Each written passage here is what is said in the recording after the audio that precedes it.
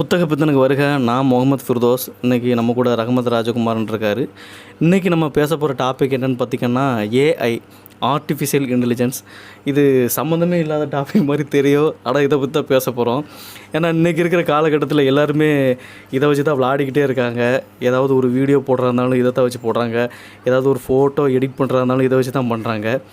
ஆனால் இதனால் வரப்போகிற பிரச்சனைகள், விபரீதங்களை பற்றி தெரியலையான்னு தெரில. அது என்னென்னு பார்த்தீங்கன்னா, இப்போது ரீசெண்டாக நான் ஒரு டாக்குமெண்ட்ரி பார்த்தேன். அது என்னென்னா, seeking intelligence the past, present, future.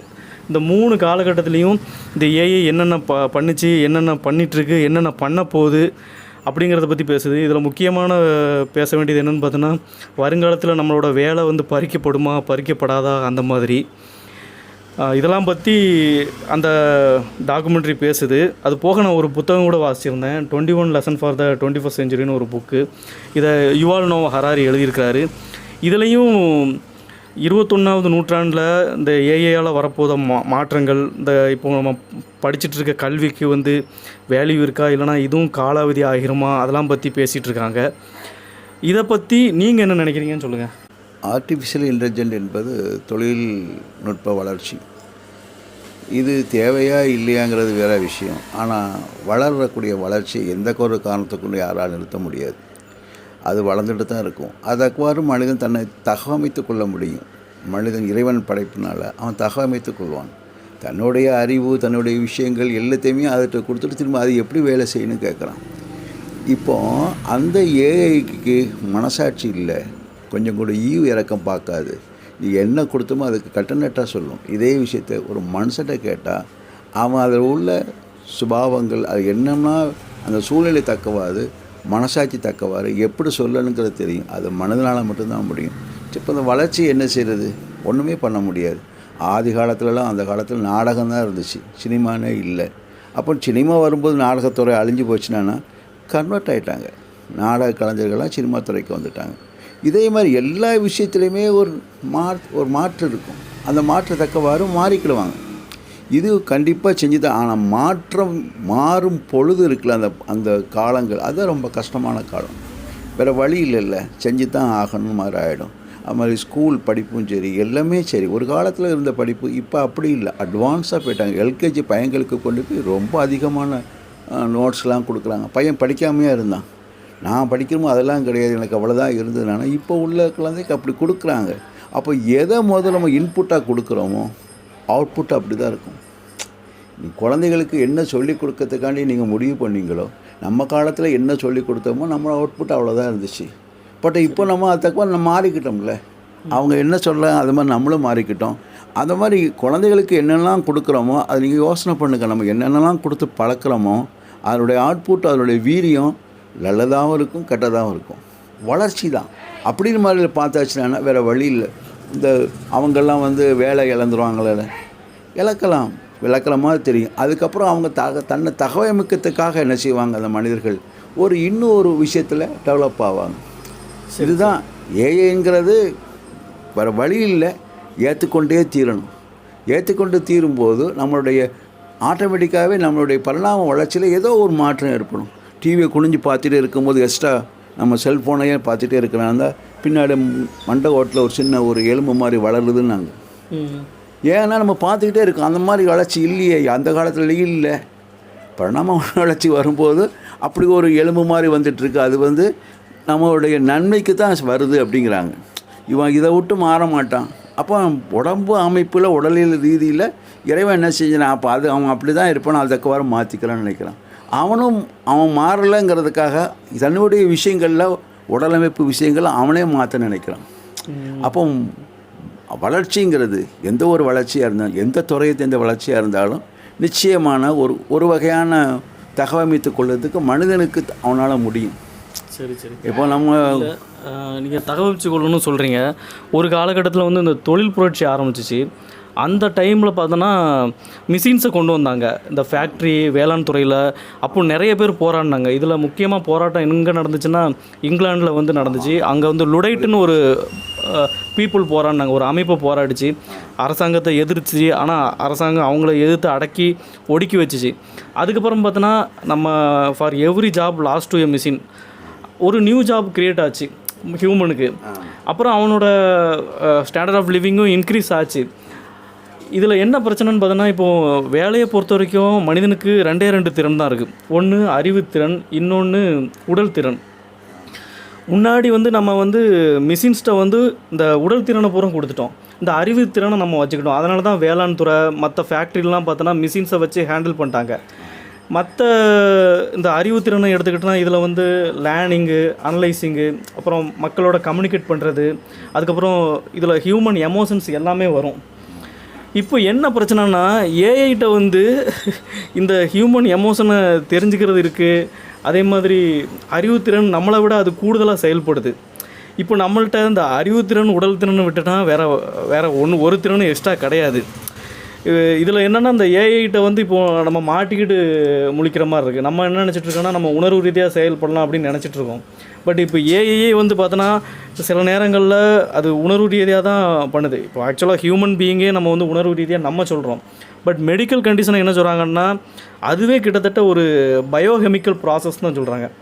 அதாவது நம்ம ஒரு முடிவு எடுக்கிறோன்னா ஒரு 4-5 வாட்டி தோற்றுருப்போம், ஒரு சில விஷயம் தப்பாக போயிருக்கும், அதை வச்சு தான் நம்ம ஒரு முடிவு எடுப்போம், அந்த ப்ராசஸை வச்சு தான்.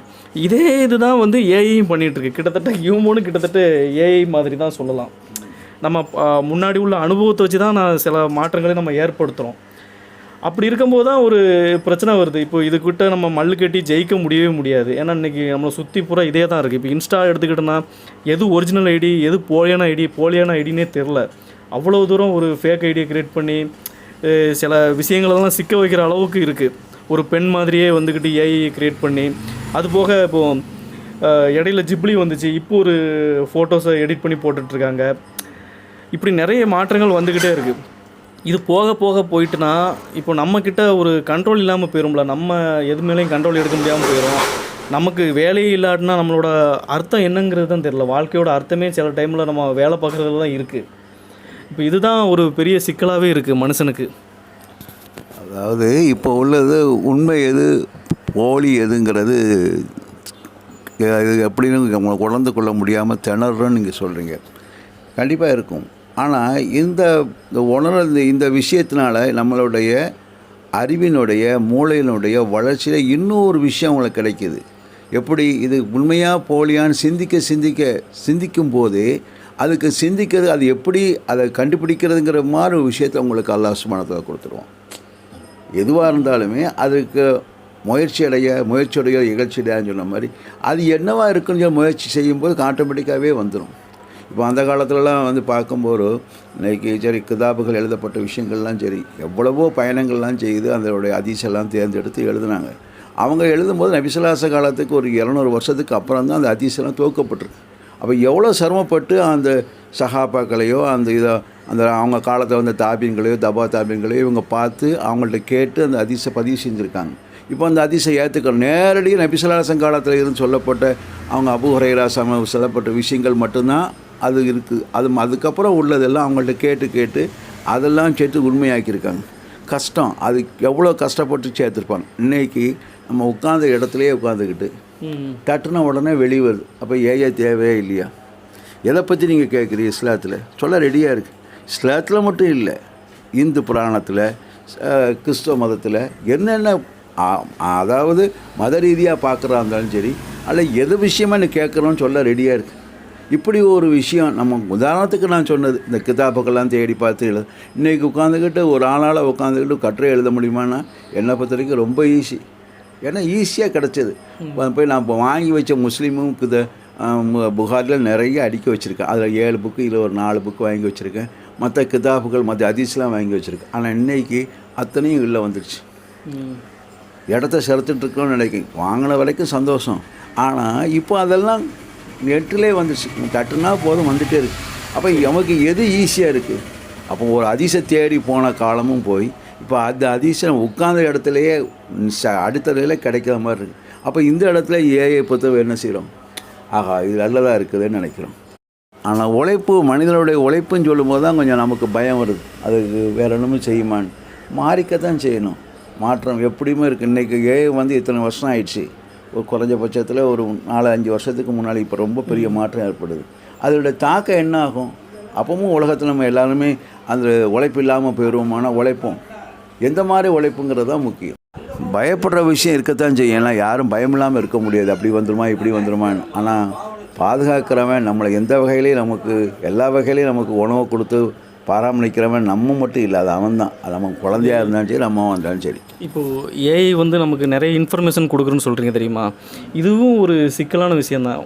கலைங்கிறது மனிதன்கிட்ட இருந்துச்சு, இப்போ ஏஐகிட்ட போயிட்டுன்னு ஒரு பயம் கூட வந்துருச்சு. ஒரு ஜப்பான் ஒரு கார்ட்டூனிஸ்ட் கூட இடையில போட்டிருந்தார், என்னோடய கலை வந்து இப்படி ஏஐனால் இப்படி வடிவமைக்கப்படுது, அப்போ இதுக்குன்னு மதிப்பு இல்லாமல் போயிருமே அப்படின்னு பயப்படுறாங்க. இப்போ ஒரு சில கட்டுரைகள்லாம் ஏஐயே தயாரித்து தருது. அப்போது மனிதனோட இங்கே மூளைக்கோ சிரமத்துக்கோ அவனோட உழைப்புக்கோ ஒரு பயன் இல்லாமல் போகிற மாதிரி தானே இருக்குது. இப்போ உள்ள காலகட்டத்தில் இப்போ ஏஐ ஃபுல்லாக இந்த அறிவுத்திறனை கைப்பற்றிடுச்சுன்னா நம்மளுக்கு இப்போ உடல் திறனை வச்சு தான் நம்ம ஏதாவது வேலை செய்ய வேண்டியது வரும். உதாரணத்துக்கு நான் அந்த 21 lesson for the 21st century புத்தகத்தை வாசிச்சேன்ல, அதில் என்ன சொல்கிறாங்கன்னா, இனிமேல் வரப்போகிற வேலைகள் பார்த்தோன்னா அறிவுத்திறன் வேலையை பூரா ஏஐ எடுத்துக்கிடணுமா, உடல் திறன் வேலையை பூரா மனிதர்கள் எடுத்துக்கிடுவாங்களாம். உதாரணம் சொல்கிறாங்கன்னா, இப்போது டாக்டர் எடுத்துக்கிட்டோன்னா இனிமேல் டாக்டர் ஃபுல்லாமே இந்த இன்ஃபர்மேஷனை கேதர் பண்ணி அப்புறம் அந்த நோயை அனலைஸ் பண்ணி அப்புறம் டயக்னைஸ் பண்ணுவாங்க. அதுக்கப்புறமா அதை டாக்குமெண்ட் பண்ணுறாங்க. இப்போ டாக்டருக்கு வந்து எந்த வேலையும் கிடையாது, பேஷண்ட்டோட நேரடி தொடர்பு வைக்கிற மாதிரி. ஆனால் இப்போ இங்கே நர்ஸுக்கு அந்த வேலை வந்துடுது. ஒரு நர்ஸாக இருக்கணும்னா அந்த நர்ஸு பேஷண்ட்டோட உணர்ச்சியை புரிஞ்சுக்கணும், அந்த காயத்துக்கு மருந்து போடணும், சில டைமில் கோபமாக நடந்துக்கிடுவாங்க, அதுக்கு நம்ம காமாக இருந்துக்கணும். இப்போ இந்த மாதிரியான ஒரு சில வேலைகளுக்கெல்லாம் வந்து நர்ஸ் தேவைப்படுறாங்களாம். அதாவது இனி வரும் காலத்தில் வந்து இந்த எல்டர்லி பீப்புள் இருப்பாங்க, வயசானவங்க இருப்பாங்க, குழந்தைகள் இருப்பாங்க, இவங்களுக்கெல்லாம் பராமரிக்கிறதுக்குனே ஒரு தொகை செலவாகுதான். இனிமேல் இவங்களுக்குன்னு நம்ம வந்து ஆள் நியமிச்சாகணுமா. இது ஒரு முக்கியமான வேலைவாய்ப்பாக இருக்குதுன்னு அந்த புத்தகத்தில் போட்டிருந்துச்சு. அது போக இப்போ வந்து ஏஐ வந்து இப்போது செல்ஃப் டிரைவிங் கார்லாம் வந்துருச்சு, அட்டானமஸ் டிரைவிங் கார்னு சொல்லுவாங்க, இப்போ வந்துருச்சு. அதே மாதிரி இப்போ செல்ஃப் ட்ரோன் கூட வந்துருச்சு, இப்போ ரிமோட் ட்ரோன்லாம் வந்துருச்சு. ஒரு டைமில் பைலட் தான் அதை ஆப்ரேட் பண்ணிகிட்டு இருந்தாங்க. இப்போ இந்த வேலை பறிபோனதுக்கப்புறமா என்ன சொல்கிறாங்கன்னா, இனிமேல் அதை மெயின்டெனன்ஸ் பண்ணுற வேலை, அதை ரிப்பேர் பார்க்குற வேலை, அப்புறம் அதில் டேட்டா அனலைஸ் பண்ணுற வேலை, அப்புறம் சைபர் செக்யூரிட்டி வேலை பூரா ஹியூமன் எடுத்துட்றாங்களாம். இப்போது ஒரு சில வேலைகள் மாற்றங்கள்லாம் வந்துட்டுருக்கு. என்னென்னா நம்ம ஏஐ கூட கம்பீட் பண்ணவே முடியாது, ஆனால் காம்ப்ரமைஸாக போ அப்படின்னு சொல்கிறாங்க. Better to compromise with that, அதை கரெக்டாக சொல்கிறாங்க. நீ எப்போவுமே அது கூட கம்பேர் பண்ணாத அப்படின்னு. அதனால் வந்து இப்போ உள்ள காலகட்டத்தில் எது கூட நம்ம வந்து ஏஐயில் காம்ப்ரமைஸ் ஆகலாங்கிறத தான் தெரிஞ்சுக்கிட வேண்டியதாக இருக்குது. அதாவது ஏஐ சொன்ன விஷயத்தில் அது எல்லா விஷயத்தையும் அறிவுத்திறனை பார்த்துக்கிறது, நம்மளுடைய இது குறைஞ்சிச்சு, அறிவுத்திறன் குறைஞ்சிச்சு அப்படின்னு சொல்கிற விஷயத்தில் ஒரு விஷயம் நல்ல கூர்ந்து கவனிக்கணும். நம்ம எதை கேட்குறோமோ, ஏஐட்ட கேட்குறோமோ அதை பற்றி தெரிஞ்சு நமக்கு அந்த முதல்ல அந்த அறிவு இருக்கணும். அப்போ நம்ம ஏற்கனவே அதை பற்றி உள்ள விஷயங்கள் ஏஐ சொல்லியிருந்தாலும் ஏஐ சொல்ல போகிற விஷயத்தில் எப்படி கேட்டால் எந்த மாதிரி பதில் கிடைக்கும் தெரிஞ்சுன்னா, அப்போ அதை பற்றி உள்ள அந்த சப்ஜெக்டை பற்றி உள்ள நாலேஜ் நமக்கு இல்லாமல் கேட்க முடியாது. இப்போ நீங்களும் நானும் ஒரு சப்ஜெக்ட் விஷயமாக ஏஐ தட்டி பார்க்கணும்னு நினச்சிங்கன்னா, என் அறிவுக்குப்பட்ட விஷயத்தை நான் கேட்கும்போது அது தக்க பதில் பேசும், நீங்கள் தக்க உங்களுக்கு கேட்க அது மாதிரி பதில் சொல்லும்.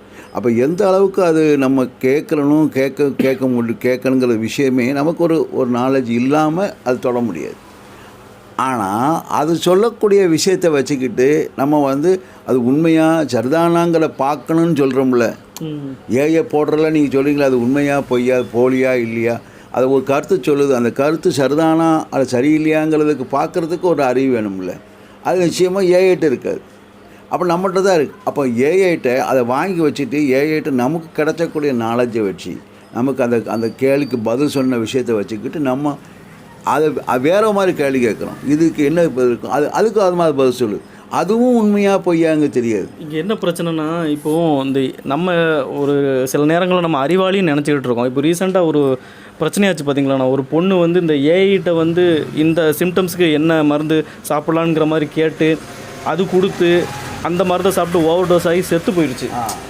இப்போது இந்த மாதிரி நடக்க வாய்ப்பு தானே இருக்குது. இப்போது நம்ம டாக்டரை கன்சல்ட் பண்ணுறது கிடையாதுல்ல, இப்போது ஏஐக்கு தெரியுமா அப்படிங்கிற மாதிரி ஆயிடுச்சு. எதையுமே நம்ம அப்படி பண்ணுற மாதிரி தெரியலை. இந்த டைமில் நம்ம வந்து மதிமயங்கிறோமோ அப்படிங்கிறதும் தோணுது. இப்போ ரோபோட் வந்து ஆப்ரேட் பண்ணுறங்கிறாங்க. நீங்கள் சொல்கிற விஷயத்தில் பார்த்துருக்கேன், ரோபோட்டே வந்து ஆப்ரேஷன் பண்ணுது, அதில் மனிதனை விட அக்யூரேட்டாக பண்ணணும் அப்படிங்கிற மாதிரிலாம் வந்துடுச்சு. அப்புறம் நீங்கள் சொன்ன மாதிரி அந்த பொண்ணு வாங்கி மருந்து சாப்பிட்டதுனால அது இறந்து போச்சுங்கிற விஷயம், இது நமக்கு ஒரு பாடம் ஆயிடுச்சுல. அப்போ ஏஐட்ட மருந்து கேட்டு சாப்பிட்றதுக்கு முன்னாடி டாக்டர்கிட்ட கேட்குறோமோ இல்லையோ சாப்பிடவா வேண்டாமாங்கிற ஒரு யோசனை வந்துடுச்சுல. டாக்டர் என்ன சொல்கிறாங்க, இந்த பொண்ணுக்கு ஏன் இந்த மாதிரி ஆச்சுன்னு கேட்குறாங்க. அது அந்த மாதிரி மாத்திரை வாங்கி சாப்பிட்டுதுங்கிறாங்க. பட் அவங்களுக்கு என்ன செய்யணும், அப்போ உடனே அப்படியே அதை நான் பார்க்க மாட்டேன், அந்த ஏஐட்டே கேட்டுக்குன்னு சொல்கிறாங்களா இந்த டாக்டர்? இல்லை, அதுதான் அந்த ஏஐக்கும் மனிதர்களுக்கும் அவங்களும் அந்த முயற்சி செய்து அதை காப்பாற்ற தான் நினைக்கிறாங்க. இந்த தான் சொல்கிறேன், முதலே ஆரம்பத்திலே சொன்னேன், இதுக்கு நம்ம அந்த ஏஐட்ட இல்லாத விஷயம் நம்மள்கிட்ட இருக்குது. நம்மளுடைய மனம் இருக்குது, நம்மளுடைய இறக்கங்கிறது இருக்குது, அதுக்கு என்ன செய்யலாங்கிற ஒரு இதெல்லாம் இருக்குது. அதெல்லாம் அதுக்கு இருக்காது. அறிவு மட்டும் சொல்லுமே தவிர அதுக்கு மற்ற எந்த விதமான பண்புகளோ மனிதனுடைய எந்த குணாதிசயங்களோ நல்ல குணாதிசயங்களோ அதுக்கு கிடையாது. அப்போ அதை எதிர்பார்க்க முடியாது. அதனால் இதை வச்சு நமக்கு அறிவுத்திறனை வளர்க்குறோமோ இல்லையோ, அந்த அறிவுத்திறனை கூட நம்ம யோசிக்கிறோம், அந்த அறிவுத்திறனை சந்தேகப்படுறோம். முதல்ல ஏஐட்டு வரக்கூடிய விஷயத்த சந்தேகப்படுறோம். இது ஈஸியாக இருக்கும் அவ்வளோதான் அப்படின்னு நினைக்கிறோம். ஆனால் அதுலேயே சந்தேகம் வந்துடுச்சு. சந்தேகம் வர்றது நம்மளுடைய அறிவுத்திறனில் வேறு ஒரு பரிமாணத்துக்கு போகிறோம். ஏஐயை விட மேலே போகிறோம்ல. இதுதான் நான் சொல்கிறேன். எதுவாக இருந்தாலுமே எந்த ஒரு கலையும் எந்த ஒரு தொழில்நுட்ப வளர்ச்சியை கட்டுப்படுத்த முடியாது தான். ஆனால் நம்ம கட்டுப்படுத்த முடியலைன்னு சொல்லி விட்டுறல. நம்ம அது சொல்லக்கூடிய விஷயங்கள் நம்மளே வாங்கிக்கிறோம். இப்போ ஸ்கூலுலாம் வேண்டான்னு சொல்லி உங்கள் பிள்ளையெல்லாம் வீட்டில் வச்சுக்கோங்க, நாங்கள் எல்லாமே நடத்துகிறோன்னு சொல்லி கொரோனா பீரியடில் நடத்துகிறாங்க. கொரோனா பீரியடில் குழந்தைகள்லாம் ஸ்கூலுக்கு வர வேண்டாம், நாங்கள் உங்களுடைய கிளாஸ் ரூமில் வச்சு நடத்துகிறோம், நீங்கள் என்ன செய்யுங்க செல்ஃபோனை வச்சு அந்த பொண்ணுக்கு பாடம் எடுத்துக்கங்கன்னு சொன்னாங்க. அதனுடைய ஃபீட்பேக் என்னாச்சு தெரியுமா? இப்போ எல்லாருமே எல்லா குழந்தையும் செல்ஃபோன் தான் பார்க்குது. சாப்பிடும்போது கூட செல்ஃபோன் வேணுங்குது. அப்போ அது நம்ம அறிவு வளர்ச்சிக்காண்டி ஸ்கூலுக்கு நடத்த முடியலை, எல்லாம் ஒன்றா இருக்கக்கூடாது அப்படிங்கிற ஒரு விஷயத்தை கொடுத்த உடனே இப்போ எல்லா குழந்தையுமே எந்த குழந்தையாக இருந்தாலும் அவனை செல்ஃபோன் பார்த்து, அது பையனே பார்த்தாச்சுன்னா ஸ்கூல் படிப்பை பார்க்குறாங்கிறாங்க. உண்மையில் அதுதான் பார்க்கலாம். அப்போ அதில் வளர்ச்சி அதிகமாக போக போக நமக்கு 2-3 பிரச்சனைகள் இருக்குது. ஒன்று கழுத்து வலி, ரெண்டாவது கண்ணுடைய பார்வை, அப்புறம் திங்கிங் மைண்ட்ஸோடைய அதுக்கப்புறம் சுற்றி உள்ள சூழ்நிலையை எதையுமே கவனிக்க மாட்டான். இப்படிலாம் வரும். இதெல்லாம் நமக்கு ஒரு இழப்பு, மிகப்பெரிய இழப்பு. ஆனால் இதை சமாளிக்கிறதுக்கு என்ன செய்யணுங்கிற அடுத்த மனுஷன் அவனோட பரிணாம வளர்ச்சியில் அவனுடைய மூளையில் அல்லாஹ் சுப்ஹானஹு வேறு ஒரு விஷயத்தை கொடுப்பான். அது வந்துட்டு தான் இருக்கும். அதுக்கு நம்ம அல்லாஹ் சுப்ஹானஹு நம்மளை ஃபேஸ் பண்ணிட்டு தான் இருப்போம். ஆமாம், அது கரெக்டு தான். இப்போ ஏஐனால் ஒரு சில நேரங்களில் நல்லதும் இருக்குது. இப்போது செல்ஃப் டிரைவிங் காரை எடுத்துக்கிட்டோன்னா, இப்போ மனிதனோட ஆக்சிடெண்ட்டு தான் 90% நடக்குதுன்னு அமெரிக்காவில் உள்ள ஒரு ரிப்போர்ட்டே சொல்லுதான், டிராஃபிக் ரிப்போர்ட்டு. அதில் என்ன சொல்கிறாங்கன்னா, வருஷத்துக்கு 1.25 கோடி மக்கள்கிட்ட சாவுறாங்களாம் இந்த டிராஃபிக் ஆக்சிடெண்ட்டு. இது எப்படின்னா 2 மடங்கு அதிகமாக ஏதாவது ஒரு விபத்துலையோ இல்லைனா ஏதாவது ஒரு க்ரைம்லையோ சாகிறத விட அதிகமாக, ஏதோ போரில் சாகிறத விட அதிகமாக. அப்போது இப்போ இந்த மாதிரியான செல்ஃப் டிரைவிங் கார் வந்துருச்சுன்னா, ஏஐ கார் வந்துருச்சுன்னா, இது வருஷத்துக்கு 10 லட்சம் இறப்பை கண்ட்ரோல் பண்ணுமா. எப்படின்னு பார்த்தோன்னா, இப்போது எல்லாருமே எப்படி கார் ஓட்டுறாங்க, யார்கிட்டையாவது பேசிக்கிட்டே கார் ஓட்டுவாங்க, இல்லைனா குடிச்சிட்டு கார் ஓட்டுவாங்க, இல்லைனா பகல் கனவு கண்டுட்டு கார் ஓட்டுவாங்க, இல்லைனா ஏதாவது டெக்ஸ்ட் பண்ணிக்கிட்டே கார் ஓட்டுவாங்க. பைக் ஓட்டும் போதே அப்படி தான் பண்ணுறாங்க. நான் சில டைமில் ரோட்டில் பார்க்குறேன். அந்த லெவலுக்கு காதில் வச்சுக்கிட்டே போகிறாங்க. அப்படி என்ன உலக விஷயம், அப்படி என்ன கோடிக்கணக்கில் பணம் சம்பாதிக்க போகிறாங்கன்னு தெரியல. ஒரு இடத்துல நின்றுட்டு கூட பேசலாம், தப்பே கிடையாது. காதில் சாய்ச்சி வச்சுட்டே பேசிட்டு போகிறது, என்னமோ ஒரு செகண்ட் போனாலும் 1 கோடி நான் இழக்க போகிறேன்டா அப்படிங்கிற மாதிரி ஒரு மடல்லையே என்னன்னு தெரில. என்னென்னா எல்லாமே ஒரு அவசர கதியிலே இருக்காங்க மாதிரியே தெரியுது. ஆனால் இதெல்லாம் ஏஐ குறைக்க தான் போகுது. இப்போது லைஃபோட எக்ஸ்பெக்டன்சியை கூட்ட போகுது. வேலையை விட முக்கியமானது மனிதனோட வாழ்க்கை முறையை அதை இறப்பை குறைக்கிறது தான். அதுலலாம் பண்ணிகிட்ருக்கு. ஆனால் நம்ம ரொம்ப ஒரு பரபரப்பாக இயங்கிட்டு இருக்கோம் தெரியுமா. இதை அதிகப்படுத்திக்கிட்டு இருக்கோன்னு தோணுது. இப்போ குழந்தைகள் மொபைலே பார்க்குறாங்க. இப்போ வாசிப்பு பழக்கம் குறைஞ்சிருச்சுல. இப்போ வாசிப்புங்கிறதே ஒரு ஆழ்ந்த தியானம்னு சொல்லலாம். ஆனால் இப்போ ஒரு வாசிப்புங்கிறதே ஒரு கெட்ட பழக்கமாக பார்க்குற மாதிரி ஆயிடுச்சு. ஒரு வாசிப்புங்கிறது ஒரு நிலைப்படுத்துறது. கிட்டத்தட்ட ஒரு பக்கத்தை நீங்கள் வாசிக்கிறீங்கன்னா ஒரு பக்கம் உங்களோட ஃபோக்கஸ் ஃபுல்லாமே அதில் இருக்குது. உங்களை ஒருமுகப்படுத்துறீங்க. நீங்கள் ரொம்ப இப்போ எப்படின்னா, இப்போது 5 செகண்ட்ஸ் 6 செகண்ட்ஸ் வீடியோ தான் வருது. எல்லாமே ஃப்ராக்ஷன் ஆஃப் செகண்டில் சந்தோஷம், சிரிப்பு, ஒரே டைமில் நம்ம முகத்தில் பல ரியாக்ஷனை காட்டுறோம். ஒரு வீடியோ பார்க்குறோம், அழுகிறது, அடுத்த வீடியோ சிரிக்கிறது. இப்போது நம்மளோட மைண்டில் டோபமைன் சொல்கிறாங்க தெரியுமா, மகிழ்ச்சிக்கான ஒரு சுரப்பி, அது கண்ணா பின்னான்னு ஆகிட்டே இருக்குது. நம்ம உடனே சந்தோஷம் கிடைக்கணும் ஆடிக்கிட்டு இருக்கோம். பட் அந்த ஒரு நிதானம் இல்லை இந்த ஏஐ வந்த விஷயனால. கிட்டத்தட்ட நம்ம வந்து இப்போ உள்ள காலகட்டத்தில் கொஞ்சம் மெதுவாக பயணிக்கணுமோ அப்படிங்கிறது கூட தோணுது. எல்லாத்தையும் கொஞ்சம் ஸ்கிப் பண்ணிவிட்டு வாழ்க்கையை கொஞ்சம் வாழ்கிற மாதிரி இப்போ யோசிக்கணுமோன்னு தோணுது. நம்ம வந்து ஸ்க்ரோல் பண்ணிக்கிட்டே இருக்கோம் தெரியுமா? உண்மையிலேயே ஸ்க்ரோல் பண்ண வேண்டியது என்னென்னு பார்த்தீங்கன்னா மொபைலில் கிடையாது, பிரெயினை தானா. நம்ம எதை பற்றி திங்க் பண்ணணும், எதை பற்றி யோசிக்கணும், எந்த மாதிரி நடந்துக்கணும், எந்த மாதிரி வாசிப்பு பழக்கத்தை உருவாக்கணும், யார்கிட்ட எப்படி பிஹேவ் பண்ணணும், அதெல்லாம் வந்து ரொம்ப ஸ்க்ரோல் பண்ண வேண்டியது ஒரு விஷயம் சொல்லலாம். இது வந்து உள்ள விஷயத்தில் நம்ம ஏஐ பற்றி உள்ள விஷயத்தில் பயம் நமக்கு இருக்கும். ஆனால் அந்த பயமே வாழ்க்கையாகிறது. அதுக்கப்புறம் நம்மளை தகவமைச்சு கொள்ளுவோங்கிறத நான் திரும்ப திரும்ப சொல்கிறேன். நீங்கள் அது பயப்பட வேண்டாம். இப்போ குழந்தைகிட்ட வந்து செல்ஃபோன் கொடுக்கக்கூடாதுன்னு சொன்னதுக்கப்புறம் பிடுங்க முடியுதா? முடியல. அப்போது அதுக்கப்புறம் அந்த குழந்தைக்கு என்ன செய்யும், அதுக்கப்புறம் என்ன செய்யலாங்கிறதுக்கு நம்மளால் வேறு ஒரு விஷயத்தை கொண்டு வருவோம். நம்மளை அறியாமலே செய்யலாம். அப்படி கொஞ்சம் கொஞ்சமாக மாற்றம் ஏற்படும். இது ஒரு வகையான தொழில்நுட்பத்தை வளர்ச்சியை குறைக்க இல்லை, அது வேறு ஒரு வடிகாலில் அதே தொழில் வளர்ச்சி நமக்கு என்ன செய்யலாம், தொழில்நுட்பம் வளர்ச்சி நமக்கு ஒரு நல்ல ஒரு இல்லஸ்ட்ரேஷன், ஒரு பாடத்தை நம்ம கற்றுத்தரலாம். அதனால் அது ஒன்றுமே பண்ண முடியாது வளர்ச்சியை, இருந்தாலும் தேவை. இப்போ ஆட்டோமேஷன் ஃபுல்லாக வந்ததுக்கப்புறம் லேபரெல்லாம் வெளியே வந்துட்டாங்கன்னு சொல்லுவாங்க. ரைட், வந்துட்டாங்க. இப்போ அந்த லேபர்லாம் இப்போ என்ன செஞ்சுட்டாங்க? சாப்பிடாமலே இருக்காங்களா? இப்போ எல்லா மிஷினரி, இப்போ இந்த ஸ்பின்னிங் மில்லில் வேலை பார்க்கும்போது சொன்னாங்க, எல்லா மிஷினரியும் ஆட்டோமேஷன் பண்ணிட்டோம், ஆட்டோமேஷன் பண்ணிகிட்டே வந்துட்டாங்க. பிஹெச்எல்ல எல்லாமே ஆட்டோமேஷன் பண்ணினா லேபரெல்லாம் வெளியே தள்ளிட்டாங்க. அந்த லேபர்லாம் இப்போ எங்கே இருக்காங்க? அவங்க சாப்பிடாமலே உழைக்காமலே காசு இல்லாமலே எல்லாம் இறந்தா போயிட்டாங்க. இல்லை அதே மாதிரி ஒவ்வொரு விஷயங்கள்லையும் விஞ்ஞானபூர்வமான விஷயங்கள் எடுத்துக்கிட்டாலும் இதுலேயும் அப்படி தான். அந்த காலத்தில் டெலஸ்கோப் வச்சு கலிலியோ ஒவ்வொரு கிரகங்களாக கண்டுபிடிச்சார். அதுக்கு ஒவ்வொரு கிரகத்தை பார்த்தாங்க, எல்லாமே பண்ணாங்க. இப்போது அதையும் தாண்டி வந்துடுச்சு. அதையும் தாண்டி ஜேம்ஸ் வெப்ஸ் வந்ததுக்கப்புறம் அப்போ வானிலையில் மாற்றுற அளவுக்கு அதனுடைய கோட்பாடையே மாற்றி அமைக்கிற அளவுக்கு உள்ள விஷயங்கள்லாம் கண்டுபிடிக்கப்பட்டுருக்கு. முன்னாடி நினச்சா ஏதோ சந்திரனில் ஒன்றுமே இல்லாத, காற்று இல்லை, எதுவுமே இல்லைன்னு சொல்லிகிட்டு இருந்தாங்க. இப்போது அந்த நீங்கள் சொல்லக்கூடிய இந்த தொழில்நுட்ப வளர்ச்சினால் அங்கே என்ன அதிகமாக இருக்குதுன்னு பார்த்தாங்க, ஹீலியம் நிறைய இருக்குது. பூமியை விட காட்டிலும் சந்திரனில் நிறைய ஹீலியம் இருக்குது. அப்போ அந்த ஹீலியம் வச்சு என்ன பண்ணலாங்கிற யோசனை வந்துடுச்சு. அப்புறமா ஒவ்வொரு இடத்துலையும் அந்த மாதிரி அண்டார்டிகா ஆர்டிக்கில் ஒன்றுமே இல்லை, வெறுமனே பனிப்பிரதேசம், ஒரு 5வது கண்டம் ஃபுல்லாக பனியாக இருக்குன்னாங்க. பனியாக இருக்குன்னு விட்டுட்டு அது ஒன்றுமே இல்லைன்னு இப்போ பார்க்கும்போது இந்த தொழில்நுட்ப வளர்ச்சியில் பார்க்கும்போது கீழே நிறைய கனி வளங்கள் நிறைய இருக்குங்கிறாங்க. அப்போ இந்த கனிம வளங்கள்லாம் இருக்குது, அதை வச்சு என்ன செய்ய முடியும் யோசிக்கிறாங்க. அப்போ நம்மளுடைய உலகத்தினுடைய பொருளாதாரத்தை எல்லா தரவையும் கொஞ்சம் அதிகப்படுத்த விரும்பும்போது இந்த தொழில்நுட்பங்கள்லாம் வந்தால் தான் முடியும். தெரியுங்களா? மாதிரி தொழில்நுட்பத்தோடு சேர்ந்து நம்மளும் அப்டேட் ஆகி பயணிக்கணும். அப்படி இல்லாமல் இருந்தோன்னா நம்ம கஷ்டப்பட வாய்ப்பு இருக்குது, ரொம்ப கஷ்டம். அப்போ அந்த தொழில்நுட்பத்தை அவங்க கொடுக்குறான். அல்லாஹ் சொல்லலாம், குர்ஆனில் சொல்லும்போது சொல்கிறான், அந்த சூரியனையும் சந்திரனையும் உங்களுடைய பயன்பாட்டிற்காக வடிவமைத்துள்ளங்கிறான். பயன்பாட்டுக்கு வடிவமைத்து நம்ம அதை வந்து மாதக்கணக்கு வருஷக்கணக்கு பார்க்குறதுக்கு மட்டும்தான் வச்சுருந்தோம், தொழுகை நேரங்களுக்காக வச்சுருந்தோம்னு நினச்சோம் அந்த காலத்தில். இப்போ அதில் நீ அங்கேயே போய் அதில் இருந்து எதுவும் செய்ய முடியுங்கிற பயன்பாடு, அந்த ஒரு வசனத்தினுடைய விளக்கம் இன்னும் வந்துக்கிட்டே இருக்குது. அப்போ நம்ம வந்து அப்டேட் ஆகிக்கணும். இன்னும் நான் இல்லை சந்திரனை பார்த்து நான் மாதத்தை குறிச்சிக்கிடுவேன், ஹஜ்ஜி பாயினா அதை பார்க்குறதுக்கு தான் இருக்குது அப்படின்னு நினச்சிருந்த காலம் போய் அங்கே ஹீலியம் இருக்குது, என்ன செய்ய போகிறோங்க.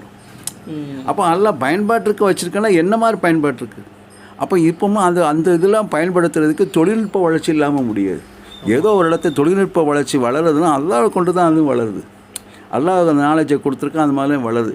அதை வச்சு இவ்வளோ டிராபேக்ஸ் எல்லாமே இருக்கும் கொஞ்ச நாளைக்கு. என்ன பிரச்சனைனா, இப்போது முழுவதுமாக நம்ம ஏஐட்ட எல்லாத்தையும் ஒப்படைக்க முடியாது. இப்போ ரீசெண்டாக அமெரிக்காவில் கூட நடந்துச்சு. ஒருத்தனுக்கு லோன் கொடுக்கலாமா கொடுக்கக்கூடாதாங்கிறத வந்து ஒரு ஏஐ தொழில்நுட்பம் வந்து ஒரு கம்பெனி கொடுத்துருக்கு, ஒரு ஆப் மாதிரி. அந்த ஆப்பை அவனோட பழைய ஹிஸ்ட்ரியை பூரா பார்த்துட்டு இந்த ஆளுக்கு லோன் கொடுத்தா வராது அப்படிங்கிறத அது தீர்மானம் எடுத்துருச்சு. இது ஃபுல்லாமே பார்த்தோன்னா நம்மளோட பாஸ்ட் லைஃப்பில் எப்படி இருக்கோங்கிறத பார்த்து அது தீர்மானம் எடுக்குது. ஆனால் இது ஒரு ஏஐ எடுக்கிறது தான் பிரச்சனையே. இப்போ நான் கொடுக்க மாட்டேங்கிறது என்னோடய தனிப்பட்ட விஷயம். ஒரு ஏஐக்கு எப்படி என்னோடய உணர்ச்சி தெரியும், என்னோடய கஷ்டம் தெரியும். இவன் வாங்கினா அதுக்கு வந்து எதுவுமே யோசிக்காது. அதுக்கு பந்தமோ பாசமோ முகதாட்சணையை பார்க்காது, எதுவுமே பார்க்காது. மிஷினாக தான் இருக்கும். இதுதான். அதுக்கப்புறம் அந்த ஆள் வந்து கோர்ட்டில் கேஸ் போட்டு அது அந்த தீர்மானமாகி என்ன வந்துச்சுன்னா, இதுக்கான விளக்கத்தை கொடுக்கணும் அப்படிங்கிறத அந்த கம்பெனிக்கு கொடுத்துருக்காங்க. அந்த கம்பெனி இதுக்கான விளக்கத்தை கொடுக்கல. அதுக்கப்புறம் ஒரு சைன் ஆகிருக்கு. அதாவது சில தீர்மானங்கள் வந்து மனிதர்களால் தான் எடுக்கப்படணும், இந்த ஏஐ கிட்ட முழுவதுமாக ஒப்படைக்கப்படக்கூடாதுன்னு சொல்லிட்டு இப்போ அமெரிக்காவில் ஒரு சட்டம் கூட கொண்டு வந்துருக்காங்க. ஆனால் இது எந்த லெவலுக்கு போகும்னு சொல்ல முடியாது. அது ஒரு சந்தேகத்துக்குரியதாக இருக்குது. இங்கேயும் இப்போது ஏஐ தான் எல்லாமே வந்துட்டு, இப்போ ஒருத்தனுக்கு லோன் கொடுக்கலாமா கொடுக்கக்கூடாதா, இப்படி பார்க்கும்போது ஒரு சராசரி மனுஷன் பாதிக்கப்படுவானோ அந்த ஏஐனால் அப்படிங்கிறது வருதில்ல. கண்டிப்பாக. அதாவது அதே நேரத்தில் அவங்க கொடுக்கவா வேண்டாமா ஏஐட்ட கேட்குறாங்கல்ல, கேட்டுட்டு அது உண்மையாக நிலையா அது சொல்லக்கூடிய விஷயங்கள்லாம் நம்புறதா இல்லைல்ல. இப்போ மனித சமுதாயத்தில் எதுவுமே வந்து அதை கொடுத்து வாங்குறது மாதிரி இருந்தாலும் இப்பவும் யோசிக்கிறாங்கல்ல, அது சொல்கிறது சரிதானா இல்லையாங்கிற யோசனை வந்துச்சுல. இது அடுத்த கட்ட பரிணாம வளர்ச்சியினுடைய ஸ்டார்டிங் எண்டு. இப்போ நமக்கு வந்து அடுத்த என்ன செய்யணுங்கிறது கண்டிஷன் இருக்கிறனால தான் எல்லாமே சிரமமாக தெரியுது. சைக்கிளை மிதிக்கும் போது தான் ஸ்டார்டிங் தான் ப்ராப்ளம். அதுக்கப்புறம் மிதிச்சதுக்கப்புறம் எந்த இதில் இல்லை, அது வாட்டுக்கு சைக்கிள் போயிட்டே இருக்கும். அதுதான் இதில் தான் கொஞ்சம் முதல்ல ஸ்டார்டிங் ப்ராப்ளம் இருக்குது. அது மாதிரி ஸ்டார்டிங் ப்ராப்ளம் முதல்ல இருக்கும். அது போக போக சரி பண்ணுற அளவுக்கு நம்ம தக அமைச்சுக்கிறோம். நம்ம அதுக்கப்புறம் அதில் பயணிக்க ஆரம்பிச்சிருவோம். அதுக்கப்புறம் உள்ளுக்குள்ள பிரச்சனைகள் சின்ன சின்னதை வரத்தான் செய்யும். அதுக்கப்புறம் அது என்னென்ன செய்யலாங்கிறத சொல்யூஷன் கிடச்சிக்கிட்டே இருக்கும். ஏன்னா இது வந்து விட்டு போகிறது கிடையாது. இதை விட்டுட்டு நம்ம நகர்ந்து போகவும் முடியாது, நீ கடந்து போகவும் முடியாது. முதல் தொழில்நுட்ப வளர்ச்சி வேணுமா வேண்டாமாங்கிறத யோசிக்கலை. நம்ம வேணும் தான் செஞ்சோம், புலிவாலை பிடிச்சிட்டோம். அதுக்கப்புறம் நீங்கள் அதை விட்டாலும் ஒன்றும் செய்ய உங்களை நாளை விட்டு இந்த உலகத்தை உங்களை விட்டுட்டே போயிட்டே இருக்கும். நீங்கள் புலிவாலை பிடிச்சிட்டீங்க, அதோடு நீங்கள் ஓடணும். அதெல்லாம் இல்லை எனக்கு இந்த டெக்னாலஜியே வேண்டான்னா அது உலகம் உங்களை விட்டுட்டு போயிட்டே இருக்கும். அப்போ நீங்கள் தான் அதுக்கு தக்கவாறு நீங்கள் அமைச்சிக்கிட்டு போகணும். அந்த காலத்து டெலிஃபோன் வசதி இருந்து டெலிஃபோனை அமுக்குவாங்க. ஒரு தெருவுக்குள்ள ஒரு வீட்டில் தான் இருக்கும். அங்கே இருந்து கால் பண்ணி கூப்பிடுவாங்க, ரைட்டில் கூப்பிடுவாங்க, கொள்ளுவாங்க. இப்படி தான் இருந்தது. இப்போ அப்படி இல்லை. யாராக இருந்தாலும் கையில் செல்ஃபோன் இருக்க அளவுக்கு ஆயிடுச்சு. அப்போ வளர்ச்சி அதிகம், அதனால் நன்மைகள் அதிகமாக இருக்குது. எங்கெங்கே இருக்குதோ அங்கே பிரச்சனைகள் கொஞ்சம் இருக்கத்தான் செய்யும். நம்ம அமைச்சிட்டானா நமக்கு ஈஸியாகிடும். அதுக்கப்புறம் அதிலே பழக ஆரம்பிச்சிடும். அதுக்கப்புறம் நம்மளால் வந்து பழைய வாழ்க்கைக்கோ பழைய விஷயத்துக்கோ வர முடியாது. அதுக்கு அடுத்த கட்டத்துக்கு தாவிட்டே இருப்போம். இதுதான் தொழில்நுட்ப வளர்ச்சியினுடைய மிகப்பெரிய இது. தேவையை கண்டுபிடிப்பின் தாயின்னு ஒரு பழமொழி சொல்லுவாங்க. அது விஞ்ஞான பழமொழி. தேவை எப்பப்போ ஏற்படுதோ அதை கண்டுபிடிப்பின் தாய். நம்ம தேவைன்னு நினச்சோம், ஏஐலாம் வேணும் இதெல்லாம் வேணும்னு நினச்சோம். ஏஐயோடு நிற்க போது அதுக்கப்புறம் என்ன மாறப்போதுக்கு தெரியல. அப்போ அந்த வளர்ச்சி அது கண்டுபிடிக்கிற தகுதி நமக்கு பிரெயினில் அல்லாஹ் கொடுத்துருக்கும் போது கண்டுபிடிக்க தான் செய்வோம். அல்லாஹ் கையில் வச்சுருக்கான். எப்பப்போ தக்க காரணத்தோடு தான் அந்த தகுந்த காலகட்டத்தை தான் ஒவ்வொன்றும் இறக்கி வைப்பாங்க. என்னுடைய அருள் பறந்து எண்ணிக்க முடியாது, உங்களால் எண்ண முடியாது. அதை எப்போ நான் கொடுக்குறேன்னா எப்போ அது தேவைப்படுமோ அப்போ. நபிசுல்லாஹ் காலத்தில் அதே பூமியில் பெட்ரோலியம் இருக்க தான் செஞ்சுது. அதை எடுத்து அவங்க பெட்ரோலியத்தை கொஞ்சம் எடுத்துக்கும் போது அதை வந்து வெறும்னே எண்ணெயாக பயன்படுத்துகிறாங்க, விளக்கு எரிக்க எண்ணெயாக பயன்படுத்துகிறாங்க. இன்றைக்கி அதே பெட்ரோல் எங்கே போயிடுச்சு. அப்போ எந்த காலத்தில் கொடுத்தா எவ்வளோ யூஸாக இருக்குது அவனுக்கு தான் தெரியும். அது மாதிரி தொழில்நுட்ப வளர்ச்சியும் அப்படி தான். எந்த காலத்தில் எவ்வளோ அறிவுக்கு தக்கவாறு கொடுக்கணுமோ கொடுப்போம். நமக்கு தேவை இருக்கும்போது அதை நம்ம பயன்படுத்துகிறோம், நம்ம ஒரு புதிய கண்டுபிடிப்பை கண்டுபிடிக்கிறோம். ஆனால் அது ஒரு விபரீதமாக ஆயிடக்கூடாதுங்கிற ஒரு பயமும் இருக்குது. இப்போது ஏஐ கூட நம்ம எப்போவுமே போட்டி போட முடியாது, ஆனால் அதோட இணைஞ்சு தான் பயணிக்கணும். அதே மாதிரி எல்லா முடிவுகளையும் ஏஐ எடுக்கக்கூடாதுன்னு நம்ம நினைக்கிறோம். நம்மக்கிட்டேயும் ஒரு கடிவாளம் இருக்கணும். அதை தான் வந்து இந்த சீக்கிங் இன்டெலிஜென்ஸில் கூட அமெரிக்கா வந்து ஒரு சில ஒப்பந்தத்தில் கையெழுத்து போட்டிருக்கோம். இந்த மாதிரி முழுவதுமாக ஏஐட்ட எல்லா விஷயத்தையும் ஒப்படைக்கக்கூடாதுன்ட்டு. அந்த மாதிரியும் பார்க்கணும். அதே மாதிரி எதிர்கால கல்விக்கு அது உதவக்கூடியது தான். இருந்தாலும் மனிதர்களாகிய நம்மளும் ஒரு சில திறன்களை வளர்த்துக்கணும். அதுவும் அப்போ தான் அதோடு சேர்ந்து பயணிக்க முடியும். அதுதான் முக்கியமானதாக இருக்குது. ஸோ இன்றைக்கான டாப்பிக்கும் இதோடு முடிச்சுக்கிடுவோம். வேறு ஒரு நல்ல காணொளியில் சந்திக்கிறோம். உங்களிடமிருந்து விடைபெறுகிறேன். நன்றி. அஸ்ஸலாமு அலைக்கும்.